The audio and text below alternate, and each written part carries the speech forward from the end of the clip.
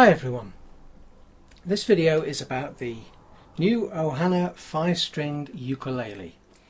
Its number is the TK-35G-5.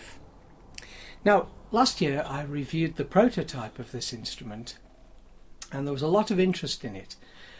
We've now produced the production model and this was released in time for the NAMM show a couple of weeks ago. Let's have a look at it. Now first of all, it's got an all solid mahogany body. It's got rosewood bridge, rosewood fingerboard and a rosewood plate on the headstock here. Now we've made the headstock slightly larger to accommodate the 5 tuners.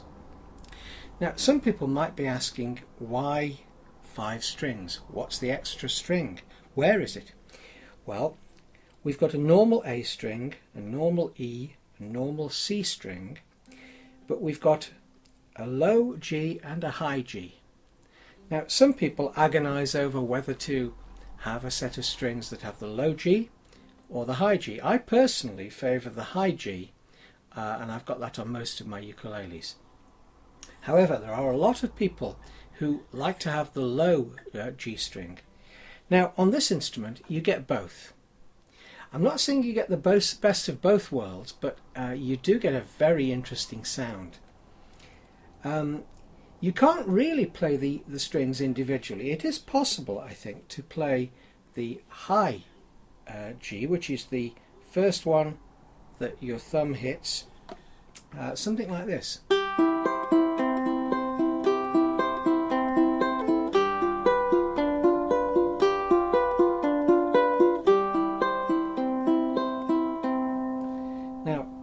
It's actually very easy to just catch the low G as I did there, but it is possible to get that same sort of sound as you would get from a high G instrument.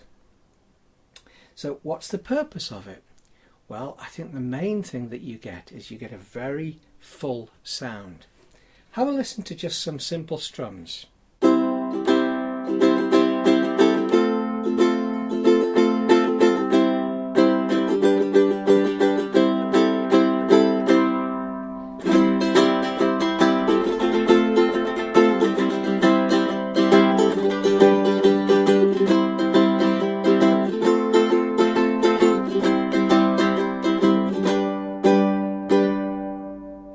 Gives a very full sound indeed, and that's of course because you have that low and high G.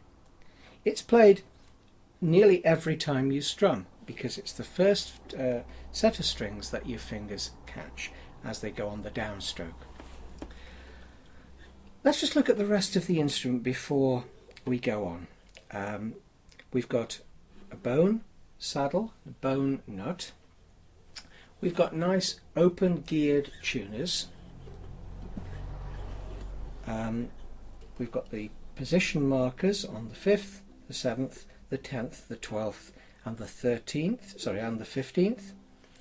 We've got a nice simple rosette. Now the rosette and the purfling here and the body binding, which is of rosewood, all match the other instruments in the 35 series. Now this instrument here is the 35G. It's one that we've had for sale for a long time, and it's a very, very popular instrument. And you can see the similarities between the two instruments. The body size is the same, the purfling and the binding is the same, and the only real difference between them is the headstock. And the headstock and the tuners are different as well, but the headstock is smaller on the 35G or on the 35 or any other instruments in the 35 series. On this one, of course, it needs to be a little bit bigger. It does fit in the case. On the prototype that we had an instrument that had a slightly longer headstock and it didn't fit in some cases, so this is one adjustment that we've made. That's about all I can say about the instrument itself. As I said, it's all solid So it's going to have a wonderful sound straight out of the case, and it's going to improve. A lot of people think that it's just as good to get a laminate instrument. If it's high quality laminate, that may be different, but generally speaking, if it's a solid wood instrument, it is going to get you a louder sound, give you a louder sound, and a sound with more with a more mellow, fuller tone. Let's just listen to one or two other things on this instrument.